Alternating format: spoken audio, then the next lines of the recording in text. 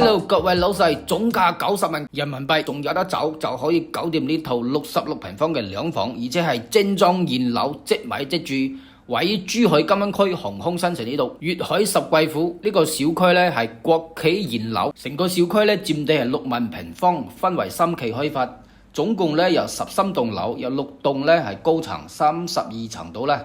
仲有7棟呢係小高層嚟嘅，9層到11層到，物業費呢係3蚊1平方。呢個位置呢同埋環境啊、價錢啊都係好靚仔，都係好多港澳朋友喺度買屋居住嘅。首先呢講下交通先啦，有港珠澳大橋口岸出發，經過紅鶴大橋，基本上都係冇紅綠燈嘅，差唔多28分鐘就到小區樓下啦。嗱，依家又睇翻航空新城呢個片區啦。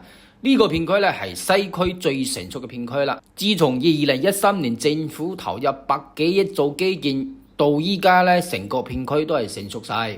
隔離咧有華發商都啦，有超市啦，有劇院啦，有飲嘢地方啦，有食飯地方啦，生活配套咧基本上都係好齊全嘅。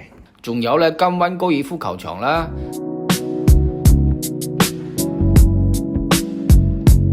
金新體育公園啦。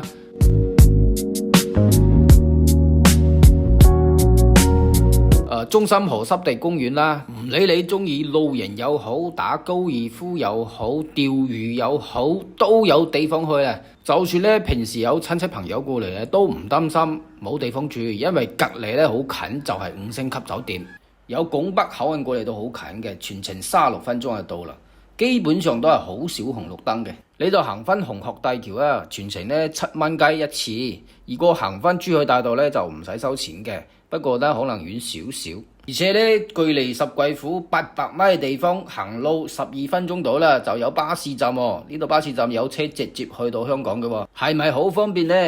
有珠海出發去香港咧，上午9點零鐘有一班，下午2點幾有一班。